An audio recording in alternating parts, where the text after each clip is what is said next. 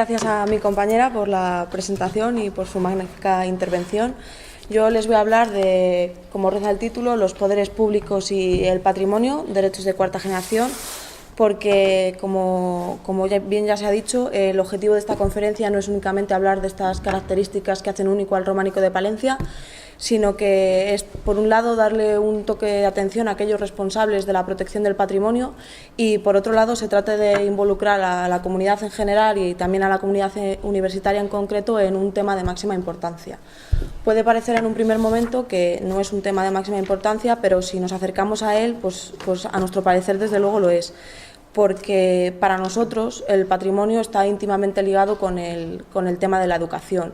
La educación no es algo que se recibe solo en los colegios, en los institutos y en las universidades, sino que todos la recibimos cuando nos acercamos in situ al amplio patrimonio que tenemos en España, no solo en Palencia, sino en toda España, y somos conscientes todos los que estamos aquí de los problemas que el sistema educativo está viviendo en nuestro país en los últimos tiempos. Y, por lo tanto, creemos también que este problema de la conservación del patrimonio es un problema también del sistema educativo.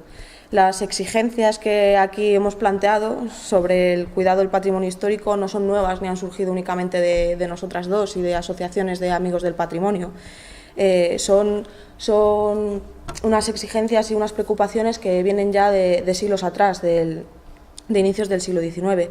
Por eso el primer tema que vamos a tratar es la legislación española sobre el patrimonio histórico, una pequeña visión de la evolución que ha llevado a la legislación que nos rige en la actualidad, para después ver esa legislación actual con las iniciativas que ha llevado a cabo la huella románica y que ha explicado ya mi compañera, y ver cómo a veces los poderes públicos han transgredido pues esos mandatos que les hacen las leyes. Y en último lugar queremos plantear un pequeño debate sobre la mesa de si este derecho es un derecho de cuarta generación o es un derecho de primer orden. Como ya he dicho, este problema viene preocupando al legislador desde los inicios del siglo XIX, si bien es cierto que ya en el siglo XVIII, a través de pequeñas preocupaciones y de acciones individuales, nació el concepto de tutela. Este concepto de tutela sobre el patrimonio se hará extensivo con el surgimiento de las Reales Academias. Una vez surgidas estas, el impulso a la tutela del patrimonio será llevado a cabo por las juntas de las mismas. Nos estamos refiriendo en concreto a la Real Academia de la Historia de 1738 y a la Academia de Bellas Artes de San Fernando, a la que en 1777 Carlos III le atribuyó ya las funciones para la protección del patrimonio artístico.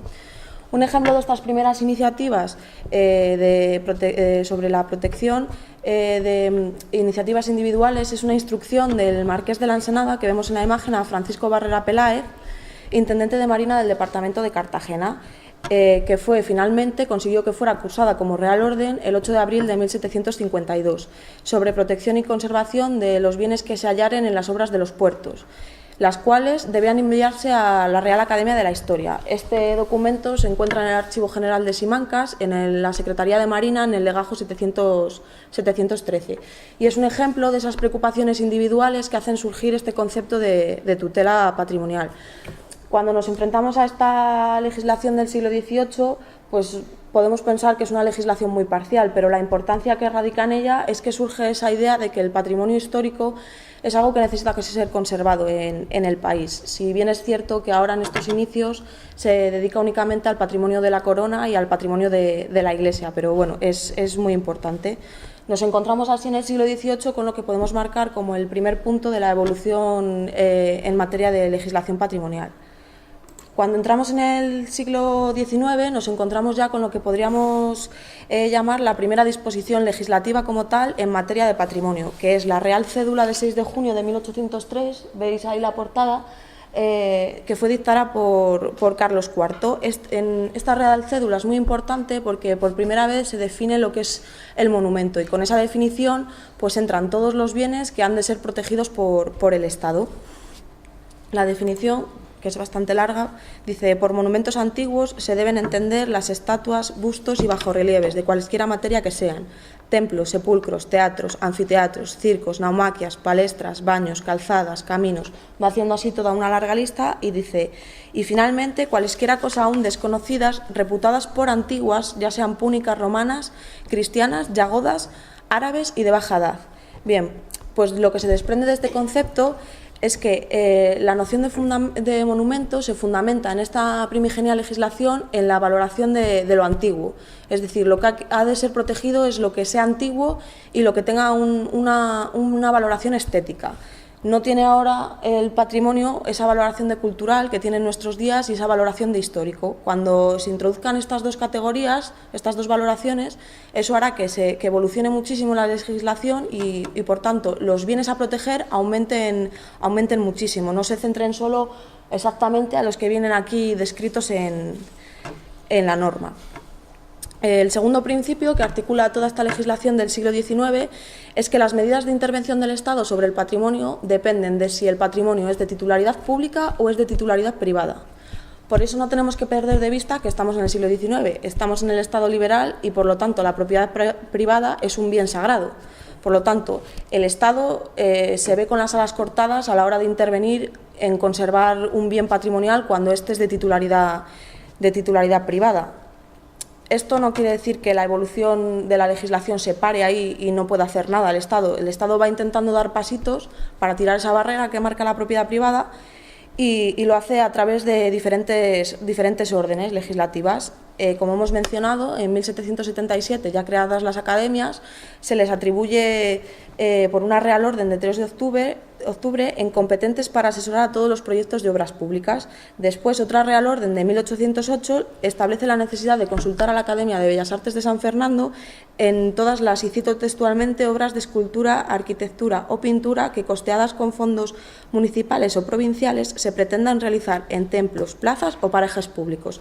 Bien, pues esta capacidad que se le otorga ahora a la Administración y a la Academia por orden real se ve ampliada en el año 1850 y lo que hacen es ampliarla a los bienes de titularidad privada, con lo cual cuando ven que un bien de patrimonio histórico está a punto de perderse y está en manos de un privado, pues la Academia podría intervenir. Lo que sucede es que, bueno, como la política es así y fue así, eso no cambia, pues un año después se hace otra Real Orden y se corta esta acción de la Academia y queda de la siguiente manera. Queda restringida a los edificios de propiedad particular que estén abiertos al público únicamente.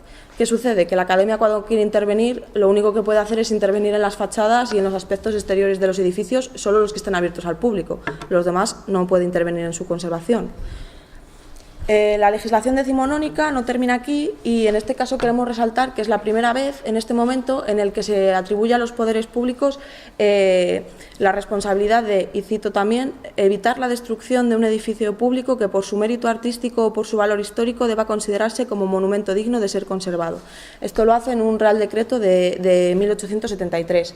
Por lo tanto, aquí ya podemos marcar nuestro segundo punto de inflexión en esa legislación. Pasamos de esas iniciativas individuales y esa legislación parcial a tener ya una definición de monumento a proteger y a los pasos esos que han intentado tirar esa barrera de la propiedad privada. No lo han conseguido aún, pero ya se ha intentado. Llegamos así a los inicios del siglo XX, en los que debemos recordar todavía que tenemos esa barrera, pero esto no quiere decir que no haya más evolución, sino que nos encontramos como en un camino que se bifurca en dos partes. ¿Qué sucede? Pues que por el otro camino que se abre se va evolucionando también en aspectos importantes que incluso se mantienen en la legislación actual y que son necesarios para que la legislación que tenemos en nuestros días sea como es. Entre las diversas leyes tenemos que citar en un primer punto la Ley de 4 de marzo de 1915. Esta ley es muy importante porque ahora, además de que los monumentos van a ser protegidos, los monumentos que se integren dentro de esa definición, serán protegidos aquellos que sean constatados por un procedimiento que establece la ley. Eso se mantiene hasta la actualidad y, de hecho, la ley que tenemos hoy en día es muy exhaustiva en ese aspecto. Por otro lado, esta ley también introduce lo que viene a ser el fomento. ¿Esto qué quiere decir? Pues significa que se otorga un 25% más de presupuesto a las diputaciones y a los ayuntamientos para obras de conservación, restauración y reconstrucción de monumentos. Aunque estas medidas no tuvieron el éxito esperado, pues su inclusión es muy importante porque evidencia que en España cada vez hay una preocupación mayor por proteger el patrimonio. Tan solo 11 años después de esta ley de 1915, en 1926 se hace el Real Decreto Ley de 9 de agosto. Este es muy importante, quizá el más importante que hemos tratado hasta ahora, porque se incorporan conceptos nuevos de protección que son anticipadores de lo que será la moderna tutela de los bienes culturales, la que tenemos hoy en día. El artículo 1 dice, constituyen el Tesoro Artístico Nacional el conjunto de bienes muebles e inmuebles dignos de ser conservados para la nación por razones de arte y cultura.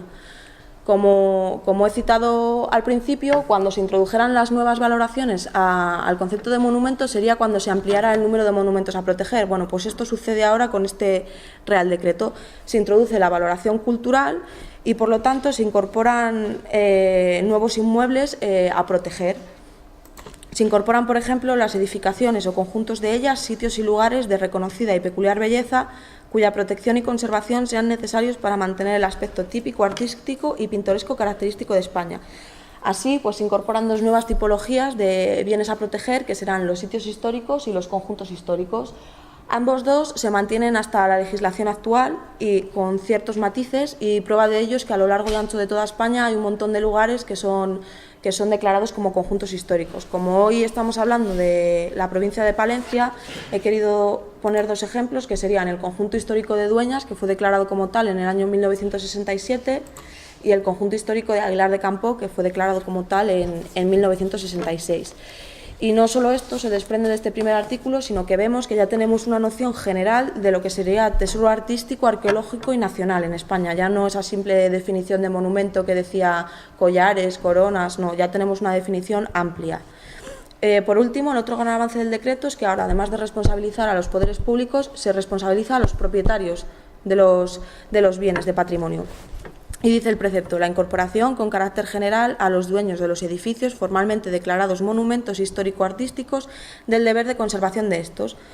Bueno, los avances de esta ley, sin embargo, nunca han sido muy tenidos en cuenta, porque después se asentó otra ley que permaneció durante unos 50 años. Entonces se la suele pasar un poco por alto, pero como vemos es muy importante y hay que tenerla en cuenta cuando se llevan a cabo estudios de este tipo. Llegamos así a la época de la Segunda República, en la que se dio un amplio impulso en todos los ámbitos de la educación y de la cultura, y el patrimonio histórico no se quedó al margen. Este amplio impulso es reconocido incluso en el preámbulo de las leyes que nos rigen en la actualidad en patrimonio histórico, que lo citan así. Dicen: exigencias que en el primer tercio, las del patrimonio del siglo, constituyeron para el legislador un mandato similar, fueron ejemplarmente cumplidas por los protagonistas de nuestra mejor tradición intelectual, jurídica, democrática, como es buena muestra el positivo legado recibido por la Ley 13 de mayo de 1933.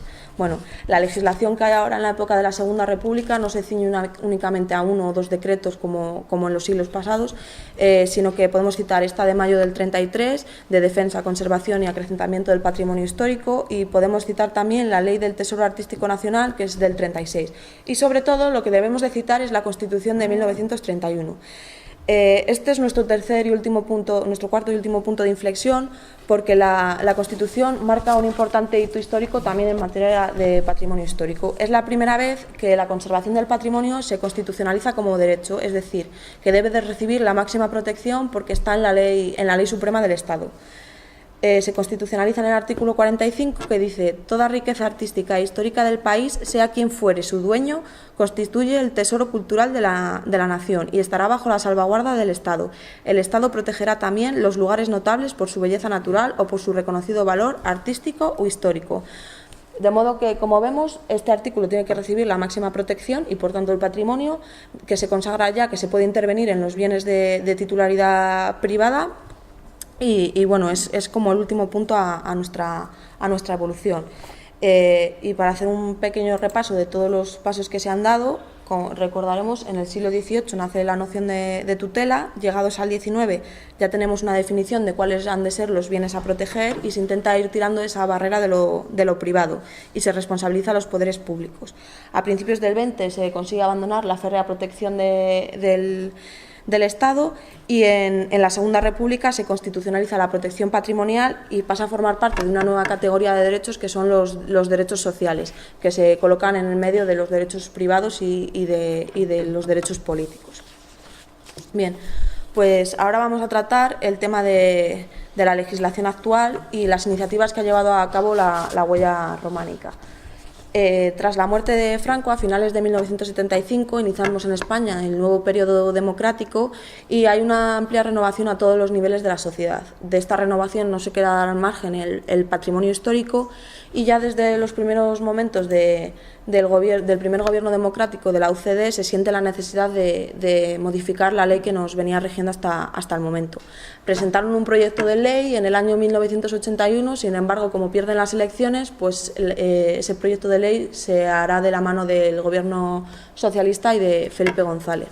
Con lo cual, la ley que nos rige en la actualidad es la Ley 16/1985 de 25 de junio de Patrimonio Histórico, que fue publicada en el Boletín Oficial del Estado el día 29 de junio del mismo año. Pero incluso antes de la promulgación de esta ley estatal, en la Constitución de 1978 vuelve a introducir, como ya hizo la del 31, la protección del patrimonio histórico como un derecho que es necesario proteger. Lo cita en el artículo 46, que dice más o menos como la republicana, dice: los poderes públicos garantizarán la conservación y promoverán el enriquecimiento del patrimonio histórico, cultural y artístico de los pueblos de España y los bienes que lo integran, cualquiera que sea su régimen jurídico y su titularidad. La ley penal sancionará los atentados contra este patrimonio. Bueno, por lo tanto, llegados a día de hoy, lo que nos encontramos con que la protección del patrimonio es ya un derecho social sancionado constitucionalmente, que responsabiliza a los poderes públicos y permite intervenir. Nos encontramos con que tenemos una ley estatal, la 16/85, y lo que tenemos que tener en cuenta es que España es un Estado autonómico y todas las autonomías tienen competencias en materia de patrimonio y, por lo tanto, todas tienen su ley también en materia de patrimonio histórico. La que tenemos que tratar hoy, en este caso, es la 12/2002, de 11 de julio de Patrimonio Cultural de Castilla y León. Y este es el punto en el que vamos a empezar a dar esos toques de atención a los responsables de la protección del patrimonio, viendo conjuntamente ambas leyes. El artículo 1 de la Ley 16/85 de la estatal, que lo tenéis ahí en el dossier que os hemos pasado, define lo que es el patrimonio. Dice: integran el patrimonio histórico español los inmuebles y objetos muebles de interés artístico, histórico, paleontológico, arqueológico. Como vemos, ya es amplísimo todos los bienes que se destina a proteger. Y la Ley 12/2002, que también la tenéis en el dossier, pues lo define de la misma manera. ¿Qué es lo que sucede? Que ahora tenemos un nivel tripartito de protección. Es decir, tendríamos por un lado para proteger los bienes de interés cultural, el inventario y los patrimonios especiales. Los bienes de interés cultural, da igual que sean bienes muebles o bienes inmuebles. Esta categoría es la que recibe el máximo valor patrimonial y es la que tiene que recibir por parte de la Administración también la máxima tutela y medidas de fomento también más importantes. Estos bienes han de integrarse en un registro general de BIC que se puede consultar en la página del Ministerio por comunidades autónomas y están ahí todos. Y a su vez, cuando los bienes son inmuebles, están subdivididos en monumentos, jardines históricos, conjuntos históricos, sitios históricos y zonas arqueológicas. El inventario, pues, es solo para bienes muebles, que persigue, además del reconocimiento de estos, de su valor patrimonial, porque también tienen su valor patrimonial, pues persigue tenerlos vigilados, digamos, cuando se muevan por el territorio español o cuando se realicen los ejercicios del derecho de tanteo y de retracto en los cambios de propiedad de los bienes. Y por último tendríamos los patrimonios especiales, que son el patrimonio arqueológico, el etnográfico, el documental y el bibliográfico. En la imagen hemos puesto 3 ejemplos, que es la ermita de Santa Cecilia de Valle Espinoso de Aguilar, de la que ha hablado mi compañera. Es un bien de interés cultural, está en el registro, está en la página del Ministerio, por lo tanto tiene que recibir la mayor protección. El cuadro de las Meninas está en el inventario para, pues, por ejemplo, se mueve el cuadro de un museo a otro, pues eso la Administración tiene que saber en todo momento dónde está. Y como patrimonio especial hemos puesto un documento histórico, pero podríamos haber puesto, pues, un yacimiento arqueológico, por ejemplo. Bien, pues en los casos en los que se han llevado a cabo las iniciativas de la huella románica, tanto Perazancas como Quintanilla están en el Registro General de Bienes de Interés Cultural. ¿Qué pasa? Pues que tienen que recibir la máxima protección, o deberían recibirla, vamos. Como bien ha expuesto mi compañera, la Junta de Castilla y León rechazó inicialmente ese proyecto de restauración del ábside de Perazancas, transgrediendo para nosotras así el mandato de la ley. ¿Por qué? Pues porque tanto la ley estatal como la ley autonómica, en los artículos 2 de ambas y en el 7 de la estatal y el 24 de la autonómica, que lo tenéis ahí en el dossier, les hace un mandato directo de que son en última instancia los que deben de conservar el patrimonio y los de que deben ocuparse de que este no se pierda. Además del mandato de la Constitución. Por eso nos llamó tanto la atención esa negativa inicial de la Comisión Mixta Junta de Castilla y León e Iglesia Católica, que también por ley es como se deben reunir en estos temas, y que dijesen que era un gasto secundario, ¿no? Dijeron. Bueno, la Iglesia Católica, al igual que los poderes públicos, está como propietaria, pero si fuera una persona privada igualmente, los propietarios también tienen el deber y el mandato de conservar el patrimonio, que se encuentra contenido en los artículos 36 y 24 de la ley estatal y de la ley autonómica. El artículo 24 de la ley autonómica dice: los propietarios, poseedores y demás titulares de derechos reales están obligados a conservarlos, custodiarlos y protegerlos debidamente para asegurar su integridad y evitar su pérdida, destrucción o deterioro. Bueno, está más que claro, viendo las imágenes de la ermita de Perazancas apuntalada con vigas de madera, pues que eso no es conservar el patrimonio. Si desde un punto de vista legal es evitar que se caiga, puede ser, pero desde luego desde el punto de vista moral no, porque eso, por mucho que le pongas unas vigas, sigue cayéndose por otros lugares y las pinturas que tiene se van perdiendo de la misma manera. Por eso no entendemos que hasta los propios propietarios pudieran rechazarlo y decir que era secundario, que no pensaban gastar dinero en ello. Las iniciativas que ha llevado a cabo la huella románica y sus exigencias también están apoyadas en la ley. El artículo 5 de la ley autonómica dice que las personas que observen peligro de destrucción o deterioro en un bien integrante del patrimonio cultural de Castilla y León deberán ponerlo inmediatamente en conocimiento de la administración competente, que comprobará el objeto de la denuncia y actuará con arreglo a lo dispuesto en esta ley. Bueno, esto es lo que ha hecho la huella románica y, por suerte, un mes después la Junta se retractaba de su postura y decía que iba a iniciar las obras. Bueno, como ya han dicho mi compañera, no han empezado, tienen creo 6 meses desde que realizan el proyecto escrito de llevarlo a cabo, así que pasados 6 meses, si no se ha iniciado, pues habrá que seguir dando guerra. La segunda iniciativa llevada a cabo por la huella románica ha sido la de la iglesia de Quintanilla de la Berzosa y su necrópolis medieval, y a las mismas miradas hacia otro lado que han hecho los poderes públicos a los mandatos que les da la ley, pues se unen en este caso otras. Como os ha explicado en la primera parte de la conferencia, no hay ningún cartel que nos indique dónde está la iglesia.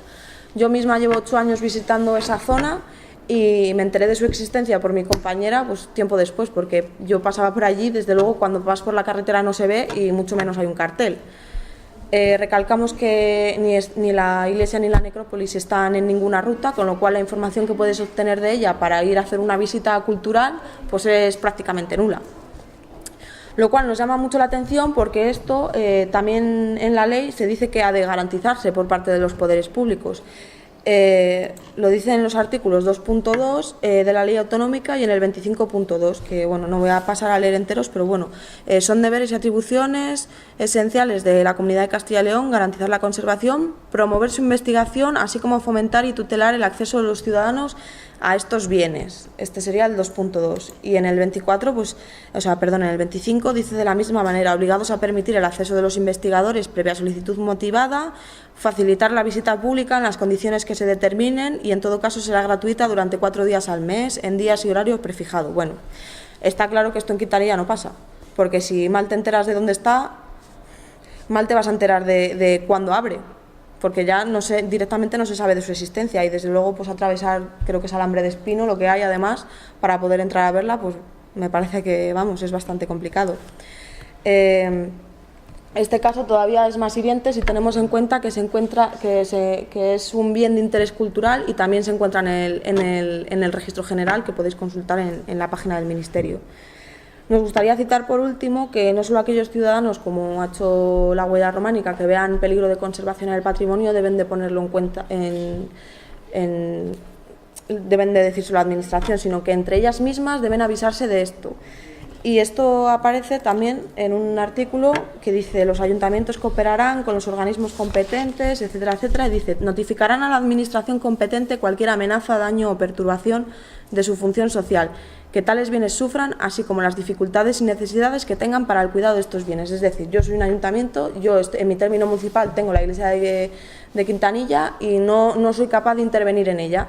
Pues lo que tengo que hacer es ponerlo en conocimiento de la autoridad competente y decirle: oye, esta situación no puede seguir así, esto se está perdiendo y tienes que hacer algo. En este caso diría pues la Junta de Castilla y León o Patrimonio, pero esto, pues como vemos, pues tampoco se ha hecho. Entendemos que el momento económico es muy malo, pero estas excusas a nosotras no nos sirven en estos dos casos, porque Quintanilla de la Berzosa lleva ya más de 25 años en este estado y Perazancas lleva 5 apuntalada con vigas de madera, y esto no se puede permitir. Si bien por otro lado, si bien las autoridades esto lo consideran un gasto secundario, nosotros, como ya hemos dicho, creemos que es un gasto de primer orden, porque es invertir en educación, es invertir en zonas deprimidas, es invertir además en la zona del turismo de Palencia, que con esta amplia concentración no sabemos por qué tiene luego un número de visitantes deficitario para todo lo que tiene. Entonces algo se está haciendo mal en cuanto al turismo y toda esta zona de Palencia. Y por último, queríamos iniciar ese debate de si es un derecho de cuarta generación o no. Bueno, lo que ocurre con esto es que se dice ahora que muchas constituciones han dado el nombre de derecho a derechos que como tal no lo son. No cumplen una serie de características que les harían ser un derecho, vamos a decir aquí entre nosotros, un derecho puro. Y son derechos de cuarta generación porque están debilitados en algún punto. Para analizar esta cuestión, primero tenemos que tener claro qué características tiene un derecho subjetivo como tal, que serían las siguientes. Tiene que haber un titular del derecho, que normalmente sea una persona física, tiene que haber un objeto del derecho, es decir, algo que tenga tal interés que sea necesario tipificarlo como derecho. Tiene que haber un ejercicio del derecho que puede suponer pues el pacífico disfrute del mismo o la decisión de no ejercerlo. El derecho al voto, por ejemplo. Tú tienes derecho a voto, pero puedes decidir no ejercerlo. Tiene que haber un sujeto pasivo, que sería como un continuum en el que en un lado está la demanda implícita del derecho y en otro lado está el deber de cumplir el derecho y por último una sanción social del derecho, que es la posibilidad de hacerlo efectivo, de ejecutar ese derecho. Bien, pues el debate lo encontramos entre si los derechos sociales y también los económicos son un derecho de cuarta generación o de primer orden, y aquí estaría nuestro derecho. Nosotros consideramos que es de primer orden porque no lo vemos debilitado en ninguno de sus puntos. El titular del derecho existe, nosotros los ciudadanos, el objeto del derecho existe, es decir, el patrimonio. El ejercicio del derecho es el disfrute pacífico del patrimonio histórico. El sujeto pasivo del derecho, pues en el lado de la demanda estaría el cuidado del patrimonio y en el lado del deber el de los poderes públicos de conservarlo. Y por último, la sanción social del derecho, que es la posibilidad de hacerlo efectivo, pues es evidente que los poderes públicos pueden hacer efectivo este derecho. Para que nos entendamos, un derecho de cuarta generación es aquel que no podemos pedir al poder público que nos dé directamente. Tú no le puedes decir al poder público: este derecho me lo tienes que conceder de manera directa. Él no puede. Lo que tiene que hacer es unas políticas, digamos, aledañas que finalmente consigan a ti dártelo. El derecho a la conservación del patrimonio consideramos que no tiene que hacer ningún camino aledaño, que él puede realizarlo directamente. En definitiva, el camino para la protección del patrimonio histórico ha sido, como hemos visto, un camino muy largo iniciado en el siglo XVIII que ha dado grandes frutos, pero no podemos obviar que nos queda mucho por hacer, que a veces la legislación que tenemos actualmente no funciona o miran para otro lado o no sabemos por qué intereses o por qué no intereses y no lo hacen caso, no la hacen efectiva, y no pueden aquellos que son responsables olvidarse de esto y olvidarse de la importancia del patrimonio de sus zonas. Como ya hemos dicho varias veces, para nosotros invertir en patrimonio es invertir en educación, es invertir en zonas que están deprimidas, y hay mucha gente que tiene muchas ganas de trabajar, de investigar y de dar al patrimonio la importancia que se merece. Y como frase final, que creo que resume muy bien lo que han sido las dos intervenciones, querríamos citar a Benjamin Franklin, que dijo: invertir en conocimientos produce siempre los mejores intereses. Muchas gracias.